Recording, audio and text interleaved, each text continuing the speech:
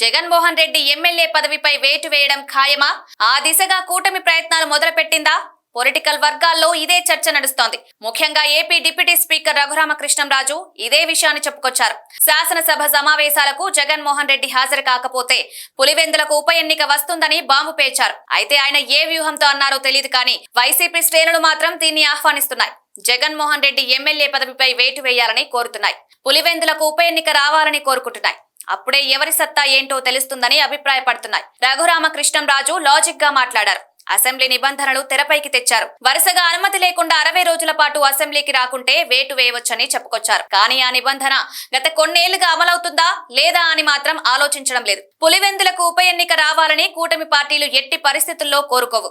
అలా కోరుకుంటే అది ఆత్మహత్య సదృశ్యమే అవుతుంది. చంద్రబాబుకు సైతం ఈ విషయం తెలుసు. కేవలం రఘురామకృష్ణంరాజు ప్రకటన వెనుక ఒక వ్యూహం ఉంది. జగన్మోహన్ రెడ్డిని అర్జెంటుగా అసెంబ్లీకి రప్పించాలి, దారుణంగా అవమానించాలి, పాత పగలు తీర్చుకోవాలి. అంతకు మించి వ్యూహం అంటూ లేదు. తన ముందు అయ్యన్న పాత్రుడు ఉంటాడు.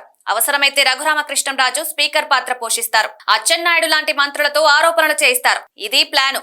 దానికి రెచ్చగొట్టేందుకు గాను సస్పెన్షన్ వేటు అనే అంశాన్ని తెరపైకి తెచ్చారు.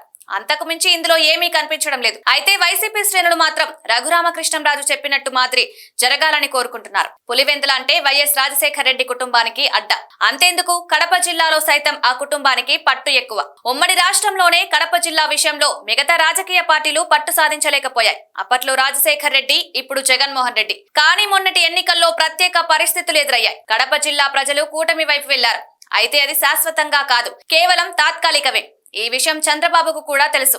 అందున పులివెందులలో జగన్మోహన్ రెడ్డిని ఓడిస్తామని టీడీపీ కూటమి నేతలు ధైర్యంగా చెప్పలేకపోతున్నారు. గతంలో కాంగ్రెస్ పార్టీ కేంద్రంలో అధికారంలో ఉంది, రాష్ట్రంలోనూ అధికారంలో ఉంది. కానీ కడప పార్లమెంటు స్థానంలో పాటు పులివెందుల ఉప ఎన్నికల్లో ఊచకోత కోసారు జగన్. కడప పార్లమెంటు స్థానం నుంచి 5.5 లక్షల ఓట్లతో గెలిచారు. పులివెందుల గురించి చెప్పనవసరం లేదు. అందుకే ఎట్టి పరిస్థితుల్లో పులివెందులకు ఉప ఎన్నిక రాకూడదన్నది చంద్రబాబు వ్యూహం.